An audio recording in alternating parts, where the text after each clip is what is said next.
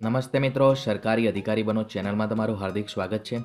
મિત્રો, જે વિદ્યાર્થી પોલીસ કોન્સ્ટેબલની દોડની તૈયારી કરે છે તેમાંથી ઘણા વિદ્યાર્થી કોમેન્ટ કરીને પ્રશ્ન પૂછે છે કે સર અમારે દોડમાં કેટલા માર્ક્સ હોય જેથી કરીને મારું ફાઇનલ સિલેક્શનમાં નામ આવી જાય. મિત્રો, આ વિડીયોને લાસ્ટ સુધી દેખજો. આ વિડીયો 2 થી 3 મિનિટનો છે, પરંતુ તમને આ વિડીયોમાં દરેક ઇન્ફોર્મેશન મળી જશે જે તમે હાલમાં દોડની તૈયારી કરતા તમારા મનમાં શંકા આવે છે એ શંકાનું સમાધાન આ વિડીયોમાં મળી જશે. સાથે જે વિદ્યાર્થી 40થી ઓછા માર્ક્સ હોય તેવા વિદ્યાર્થી માટે એક આગલો વિડીયો બનાવીશું. તેમાં તમારે કઈ એક્ઝામની તૈયારી કરવી ને હાલમાં જે પોલીસ કોન્સ્ટેબલની તૈયારી કરતા તમે 40 સુધી પહોંચી ગયા છો તો આ તમારી મહેનત તમારી વેસ્ટ ના જાય તેના માટે પણ વાત કરવામાં આવશે. પરંતુ આગલા વિડીયોમાં હાલમાં જે વિદ્યાર્થી દોડની તૈયારી કરી રહ્યા છે તે વિદ્યાર્થી મિત્રો એક વસ્તુ ધ્યાનથી સાંભળો કે તમે જ્યારે પણ દોડની તૈયારી કરો છો ત્યારે હાલમાં તમારે દોડમાં ટાર્ગેટ રાખજો કે તમારે 15થી કે 20થી વધુ માર્ક્સ આવે.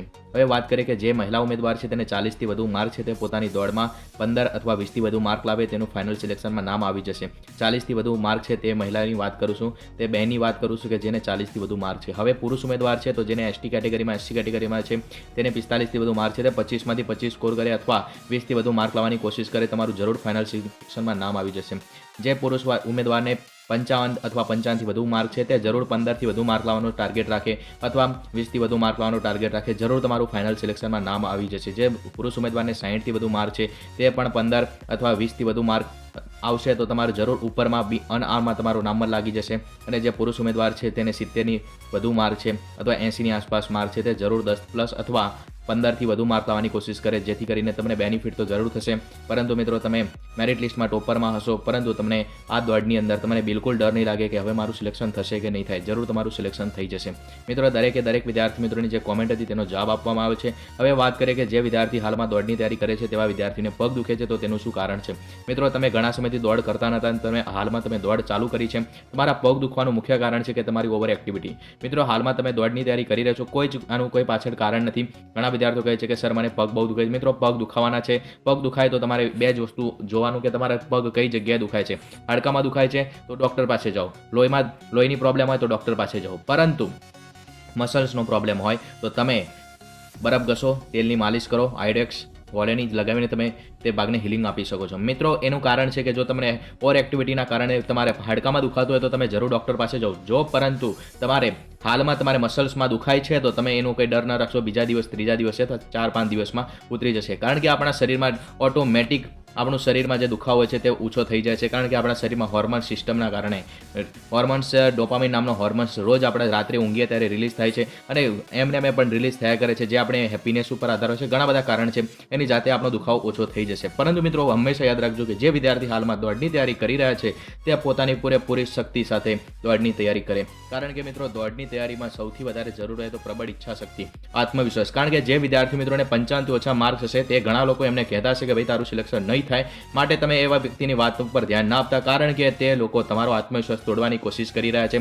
અને સાથે જે વિદ્યાર્થી મિત્રોને 70થી વધુ માર્ક્સ છે તે બીજાને કહે છે કે ભાઈ તું દોડની તૈયારી ના કરે, તો મિત્રો એ ઈર્ષાના કારણે કહી રહ્યો છે તેની વાત ઉપર હાલમાં વિશ્વાસ ન કરશો. તમે માત્ર તમારી દોડની ઉપર ધ્યાન આપો. મિત્રો, આ જ સમાચાર હતા કે જે તમને જણાવતા કે જે ઘણા બધા વિદ્યાર્થી મિત્રો બીજાને ડિમોટિવેશન કરવાનું કામ કરે છે અને તે લોકો કહે છે. પરંતુ મિત્રો, તમે પોતાના અંતરાત્માનો અવાજ સાંભળો. કારણ કે મિત્રો, તમારી અંદરથી જે અવાજ આવે છે તમારે પોલીસ કોન્સ્ટેબલ બનવું છે અને તમે જો હાલમાં દોડની તૈયારી કરી રહ્યા છો, પોલીસ કોન્સ્ટેબલ સિવાયની પણ ઘણી એક્ઝામ છે, પરંતુ મિત્રો બેસી રહેવું કે બિનજરૂરી વિચાર કરવા એ બિલકુલ નુકસાનકારક છે.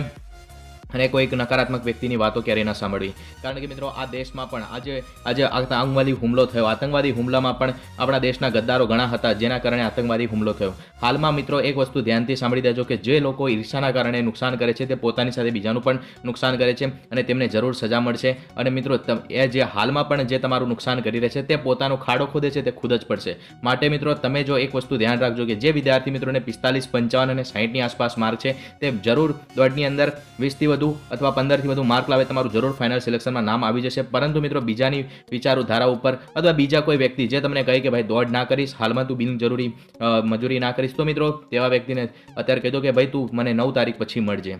મિત્રો, આ વાત ધ્યાનથી સાંભળજો. કારણ કે ઘણા વ્યક્તિઓનો આત્મવિશ્વાસ બીજા વિદ્યાર્થી મિત્રો તોડે છે. અને મિત્રો, તેવા વિદ્યાર્થી મિત્રોને સલાહ છે કે મહેરબાની કરો પણ તું બીજાનું ખરાબ ના કરશો. મહેરબાની કરો, તમે બીજાનું ખરાબ ના કરશો.